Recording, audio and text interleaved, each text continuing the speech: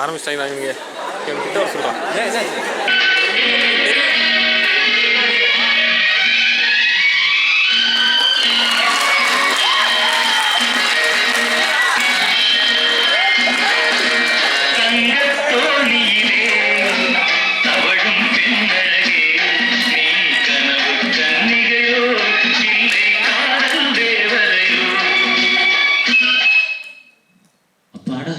இந்த காவலர்கள்லாம் தாண்டி அந்த புறம் பக்கம் வர்றதுக்கு எவ்வளோ சிரமமா இருக்கு.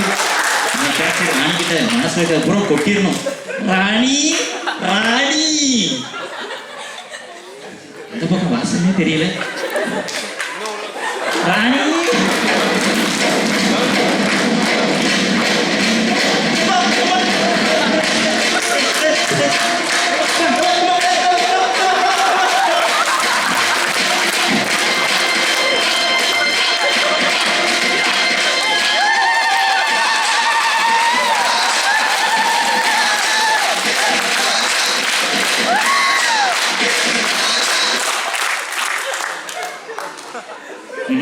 மன்னா வணக்கம் மன்னா.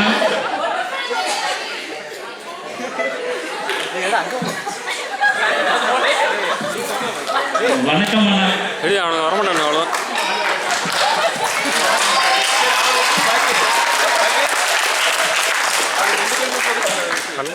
அவங்களுக்கு கூட இன்னும் தெரிய மாட்டாங்க. என்ன இந்த பக்கம் அரசவைக்கு ஒரு நாள் வர்றது கிடையாது. பூரா நேரம் அந்த புறம் தானே தெரியும். உன்னை பத்தி தெரியும். அதனால தான் இப்படி வள வச்சு விட்டுச்சுன்னா இருக்கங்க. இந்த மன்னா வயிறு தெரியல மன்னா. ராணியிடம் லீவ் லெட்டர் கொடுத்துட்டு போகலாம் என்று வந்தேன். கையில இருந்து பூ பிளேட்டட் விமென்ஸ் டே விஷ் சொல்லலாம் என்று வந்தேன். தெரியல உன்னை பத்தி நீ எதுக்கு எங்கெங்க மூவ் பண்ணுறதுன்னு தெரியும். ஆனால் நீ ஒன்றும் பண்ண முடியாது. அரசவையில் ரொம்ப முக்கியமான தீர்மானங்கள் எடுக்க வேண்டியது. ஆனால் இந்த ஒரு நாள் மட்டும் லீவு. இப்போ உட்காருங்க. இல்லை சார் பிடிக்கிட்டு தரையில் உட்கார வைக்கணும். உட்கார்ந்து விட்டு பண்ணா. அப்புறம் இந்த அரசவைக்கும் அரசனுக்கும் ஏதேனும் நற்செய்தி இருக்கிறதா சொல்லுங்கள். ஒரு காலைனா அந்த மாதிரி கேடுங்க. இது கூட வா அமைச்சரே. அதுவும் ஒரு காலையா? அது சதி, உள்நாட்டு சதி, வேற ஒன்றும் இல்லை. இந்தாங்க பசங்க பயப்படாமல் பேசுங்க. அம்மன்னர் தான்.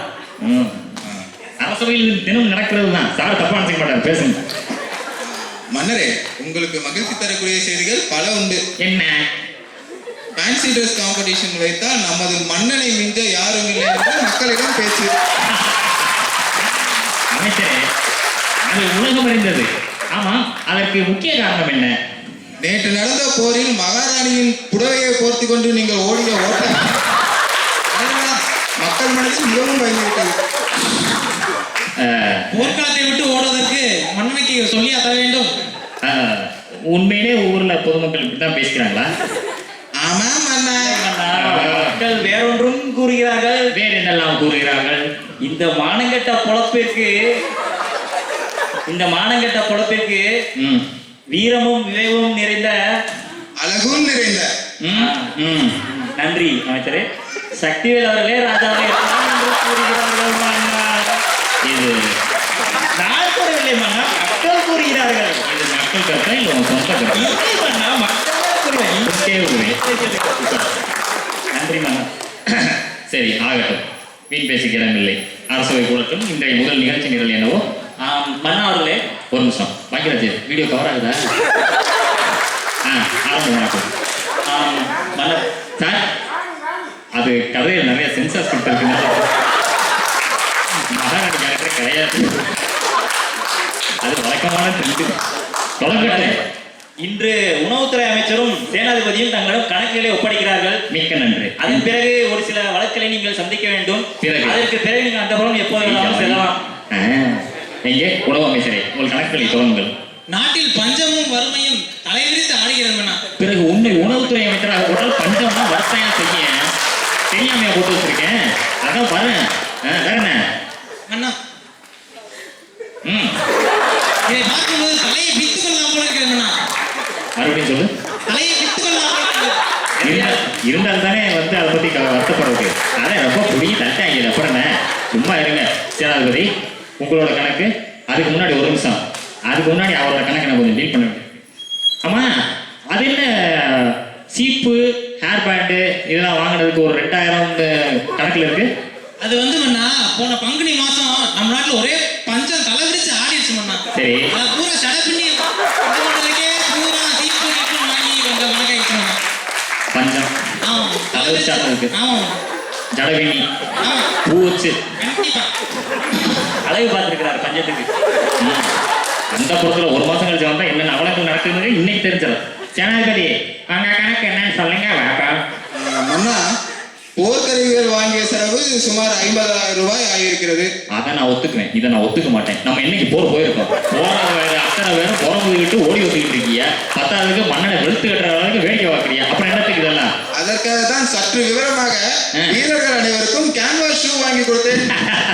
ராஜேந்திரன் அதான் இங்க ஒன்று கவனிச்சிக்கலாமாண்டா. வீரர்களின் கையில் இருக்கும் ஈட்டியை பாருங்கள், இவர் வாங்கி கொடுத்திருக்கும் லட்சணம் தெரியும். நீ அதை மட்டும் தானே நோட் பண்ண. இப்ப பாரு, பாய்ஸ் அபவுட் டர்ன். பாத்தியா அவன் ட்ரெஸ்லையும் ஊழல் பண்ணியிருக்காரு. ட்ரெஸ் எடுத்து கொடுத்ததால ஒண்ணு எடுத்து கொடுத்தாங்க. கண்டினியூ. ஆனா சொல்லுங்க. ஒரு சிறு கிசுகிசு. கிசுக்குதா? சொல்லுங்க. மருத நாட்டு இளவரசிக்கும் நமது கடை வீரர் ஒருவருக்கும்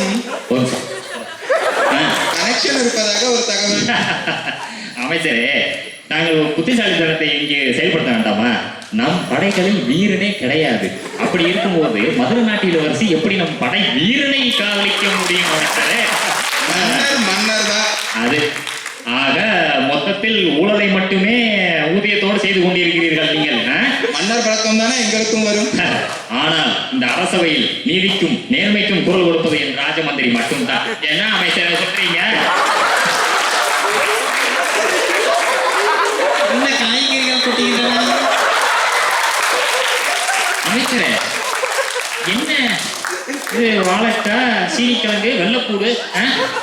നമ്മുടെ കൊട്ടാരത്തിൽ വിളഞ്ഞ അനേക കാய்கறிகளும் ആരെ മോഷ്ടിച്ചിരിക്കുന്നു. அவன் என்ன சொன்னான்னு தெரியுதா? தெரியவில்லை. அரண்மனை தோட்டத்துல விளைந்த அனைத்து காய்கறிகளும் திருடி போச்சான். அதைத்தான் அவன் மலையாளத்துல சொல்லியிருக்கான். ஆமா, இவன் யார் அரசோல ரெக்ரூட் பண்ணுது? அவனுக்கு தமிழ்ல சொல்லி கொடுக்க மாட்டீங்களா? நீ உட்காரு, நீ போய் வாங்கி நில்லு, நான் சொல்றேன் மறுபடியும். ஆக இதுதான் உன்னோட. நீங்க தப்பா எடுத்துக் கொள்ளாதீர்கள். திருடு போய்விடும் என்று தெரியும், அதன் வலைக்கு ஒன்று எடுத்து வைத்து பாதுகாத்தேன். என்னால் பொறுத்துக் கொள்ள முடியவில்லை. இருந்தாலும் இதை நான் இறுதியாக பார்த்துக்கொள்ளேன். காவலனே,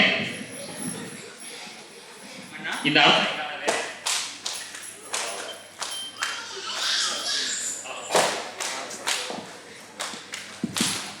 ஹலோ,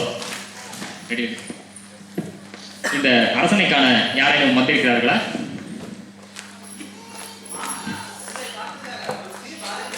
சிறு பாளையம்.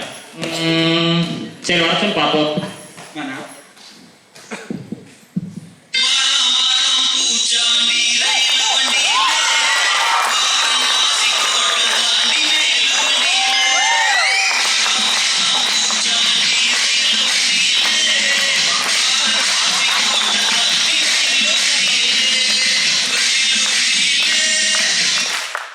யாரங்க? மன்னா, ஆமா, புல்ல வந்திருக்கு. நீ புலி மூட்டை வந்திருக்கு. இங்க வந்திருக்கிறது தான் மன்னா சொன்னேன். ஜனாதிபதி யார் என்று கேளுங்கள். தம்பி, நீங்க யாரு? நான் தான் இந்த அரசவையோட இஸ்திரிக்கார பையன். இப்ப என்ன வேலைக்கா இங்க வந்திருக்கீங்க? அது டியூஷன் போக சொல்ல ராஜா பார்த்து ஒரு நன்றி சொல்லலான்னு வந்தேன். எதற்காக என்னை பார்த்து நன்றி சொல்ல வேண்டும்? அது எங்க அப்பா நைட்டு நான் தூங்க சொல்ல பெட்லயே சூச்சு போயிடுறேன்னு எங்களை அடிச்சுனே இருக்காரு. பெட்டில் சூச்சு போவதெல்லாம் ஒரு ஆண்மகனுக்கு அழகா? சீச்சி சீச்சி சி. பேரு? ஆனா ஏதோ 2 நாள் முன்னாடி நீங்க போர் எங்கேயோ போயிட்டு வந்தீங்களா? போரு. ஆமா, போயிட்டு வந்தேன் போருக்கு. உங்க துணி எங்கிட்ட தானே கொடுத்தாங்க? ஆமா, இன்னைக்கு தான் கொடுத்தாங்க. எங்க அப்பா ஏதோ வாட வருதுன்னு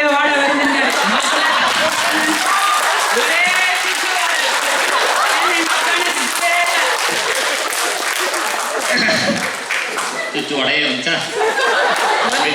வேறு உடைய சேர்த்து வந்திருக்குமே. யாருங்க? மன்னா, சீனிவாசன் ஆட்டோக்களை ஆன் பண்ணி வச்சுக்காரா? ஆமாண்ணா. இவனை உடனே அவுச்சு எடுத்து விடாத, புரியும். அமைச்சரே, இவனெல்லாம் இனிமே உள்ள விடாதீங்க. நீங்க 2 பேரும் லாண்டில துணி போடல? சொந்தம். கொஞ்ச நேரத்தில் நான் அடிச்சிட்டேன். வேற யாரும் இருக்கிறார்களா? ஆமாண்ணா, உங்களை பார்க்கறதுக்காக ஒரு புலவர் வந்திருக்கார். அரசவை கூட்டிட்டா போதுங்கய்யா. இந்த புலவர்களுக்கு பஞ்சமே கிடையாது. இந்த சும்மா அதை பாடுறேன் இதை பாடுறேன், பொறுக்கி விடு, காசை கொடு, இதை கொடுங்க. சேச்சா வர சொல்லியா சீக்கிரம். அந்த வருஷம் போறதுக்கு லேட் ஆயிடுச்சா இல்லையா?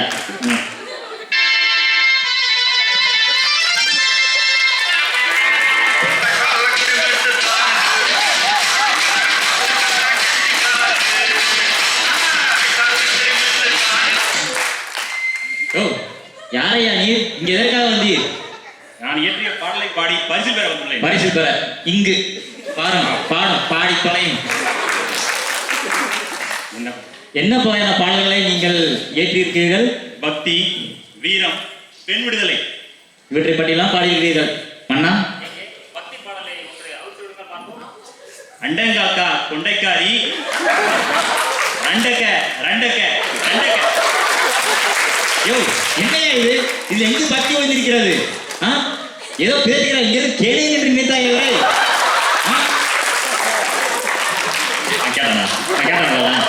ஸ்கிரிப்ட்ல இருக்க டயலாக் மட்டும் சொல்லு, கொஞ்சம் சந்தேகம் வேறையா? யோ, என்னையா உன் பாடலுக்கு பொருள்? தயவுசெய்து சொல்லி தொலையும். இங்க வாரும், பயப்படாத. அண்டம் என்றால் உலகம், காக்க என்றால் காப்பாற்றுதல். சரி, கொண்டைக்காரி என்றால் மதுரை மீனாட்சி அம்மனை நினைத்து பாடினேன். சரி, ரண்டக்க என்றால் சிவனுக்கு 2 மனைவி, எம்பெருமான் முருகனுக்கு 2 மனைவி, ஏன் நம் மன்னனுக்கே 2 மனைவி. அதுக்கு ரெண்டக்க ரெண்டக்க என்று பாடினேன். நம்ப முடியவில்லை. அதனால சந்தேகம் விட்டது.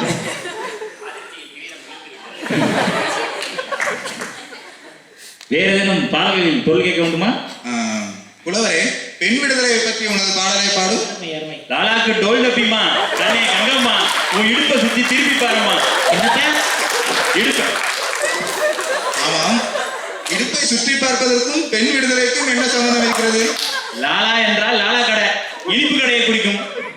டோல் என்றால் நெருப்பு, டப்பி என்றால் மாவு. லாலா கடையில் வேலை சொல்லிக் கொண்டிருக்கும் கங்கம்மாவே, சுற்றி நெருப்பு இருக்கிறது, அதை பற்றி விடாமல் பாற்றுக்கொள்ளு என்று பாதுகாப்புக்காக எழுதப்பட்டது. பெண் பாதுகாப்புக்காக எழுதப்பட்டது. அருமை அருமை. புலவரே, அருமை புலவரே, வீரத்தை பற்றி தாங்கள் ஒரு பாடல் பாடும். டாலுமையா டோலுமையா, டுமிலு டுமிலு டுமாண்டக்கா டையா. சரி, அதற்கு விளக்கத்தை கூறும். டாலு என்றால் பொம்மை, டோலு என்றால் நெருப்பு. பொம்மையை போன்று செயல்படாமல் வீரமாக நெருப்பை போன்று செயல்பட்டு எதிரிகளை அழிக்க வேண்டும். டுமில் டுமில் என்று சுற்று டை ஆக வேண்டும், எதிரிகள் டை அழிக்க வேண்டும் என்று டை என்று கூறி இதன் பொருளை நான் குறிக்கிறேன். இந்த 3 படைப்புகளை பாடி என்ன வாங்க வந்தியா? எனக்கு தக்க பரிசு. தக்க பரிசானே? ஸ்டேஜ் ஸ்கிரீன் முடியும் போது தர்றேன். போ. பொற்கிளி. பொற்கிளி பொற்கிளி கொடுத்தேனோ எனக்கு PhD டிகிரி கிடையாது. ஓடி போயிருக்கோம். அமைச்சரே, கிராதகன், இவனை எல்லாம் நீ உள்ளே விடாதீர்கள். ஆமாம், அடுத்து யார் வர வேண்டும்? மன்னா, அவசரப்படாதீர்கள். நேற்று இரவு அரண்மனையில் ஒரு திருடு போய்விட்டது. அந்த வழக்கை நீங்கள் விசாரிக்க வேண்டும். முதலில் யாரெங்கே? மன்னா, இழுத்துவார்கள் அந்த களவாணி பையலை.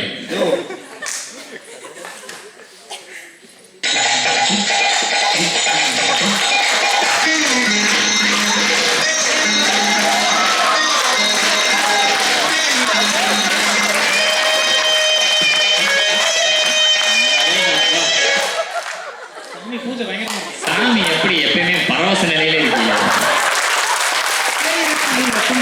கிளப்பி 9 சக்கத்து முன் நேர்கோட்டில் நிறுத்தி திறத்தில் ஆழ்த்தி அக்னி பிரவேசம் செய்வதே அதன் ரகசியம். நீங்க அக்னி பிரவேசம் பண்ணிட கூடாது, அக்னியில உட்கார்ந்து இருக்கணும். அதான் ரொம்ப உட்கார்ந்துருக்க இருக்கு. ஆகட்டும், இவன் மீது சுமத்தப்பட்ட வழக்கு என்ன? சாமி, உங்களுக்கு ஆசையே கிடையாதா? நான் முற்றும் திறந்தான். போலீஸ் ஸ்டேஷன் போக மட்டும் முகத்தை மூடிட்டு போறீங்க. அவர் சொல்வது உண்மைதான் மன்னா, முற்றும் துறந்தவர் தான். நேற்று இரவு அரண்மனை கதவை திறந்து அந்தப்புறத்திற்குள் அத்துமீறி நுழைந்து ராணியின் அறையில் இருக்கும் அலமாரியை திறந்து சேலையை திருடிவிட்டான் இந்த கயவன். ஓ, இதான் முற்றும் துறந்தவனோ? இல்லை மன்னா, இது வேற அர்த்தம். ஆகட்டும் ஐயா, இவன் மீது சுமத்தப்பட்ட வழக்கு என்ன? அதான் ராணியின் சேலையை திருடிவிட்டான். ஆரம்பிக்கையில் வாங்கி கொடுத்தீர்களே அந்த சேலை தான். யாரெங்கே? இவன் எந்த சிலையை தேடினான்? சிகப்பு கலர் சேலை மன்னா. சிவப்பு அதுதான் மன்னா, அந்த பார்டர்ல கூட தங்க தையில 2 இன்ச்சுக்கு கட்டை போட்டிருக்குமே அந்த சேலை. சரியான பக்கத்துல மல்லிகைலாம் பதிச்சிருக்குமே அதான். முன்னால கூட மயில் டிசைன் போட்டுருக்கேன். யோ, அது மயில் இல்லையா, குயில். இருக்குண்ணா. அரசவைக்கு வந்தா முக்கியமான தீர்மானம் ஏதாவது பேசணும்னா அதுல எவனும் கவனம் செலுத்துறது கிடையாது. மகாராணி உடுத்துற சிலையை மட்டும் இன்ச்சு போய் இன்ச்சா சொல்லிக்கிட்டு இருக்காங்க. ராஸ்கல்ஸ். ஆமா, எந்த மகாராணியோடது? சீக்கிரம் போகணும். இவனை இழுத்து சென்று பாதாள சிறையில் அடைங்கள். சரி மன்னா.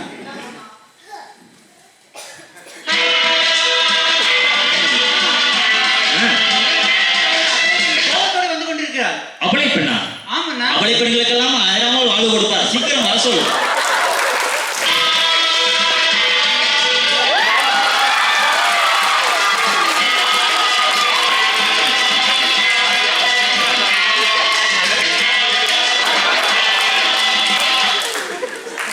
என்ன ஏறமா யாரம்மா நீ? இருக்கிறத தப்பா சொல்லிட்ட, சாட்டை உதவ போற இதை சொல்றதுக்கு அவ்வளவு தூரம் வேகமா வந்தியா?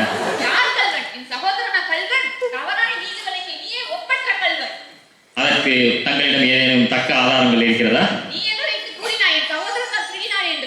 அவளிடம் சிவப்பு கலர் சேலை இருந்தது, அதனால் அவன் திருடன் என்று சிறையில் அடைத்தேன்.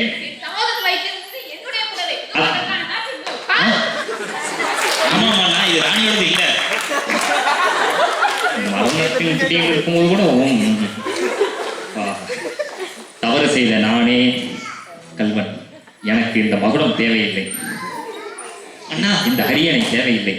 நீ வழங்கும் இந்த தீர்ப்புக்கு, தண்டனை தீர்ப்புக்கு நான் என் முழு மனதை சம்மதிக்கிறேன். மன்னர் மன்னா, தீர்ப்பை வழங்கு.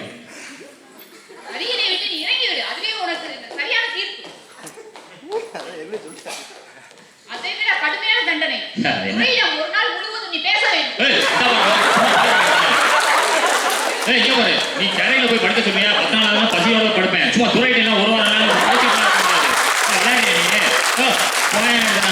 ஏதாவது தண்டனை பெருசா இருந்தா சொல்லுங்க. இந்த வழக்கிற்கான தீர்ப்பை நான் சொல்லும் தருணம் வந்துவிட்டது. இந்த நாடகத்தின் முதற்கட்டத்தில் மன்னன் பதவிக்கு ஆசைப்பட்ட என் ராஜமந்திரிக்கு இந்த மன்னா மற்றும் எனக்கு வழங்கப்பட்ட தண்டனையும் நான் அவருக்கு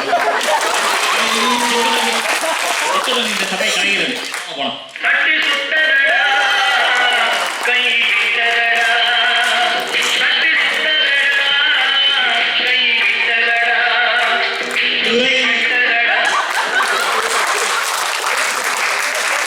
இன்னுமா நீ கிளம்புற? என்னையா வேணும் உனக்கு? பொறுக்கிரி அடிங்க.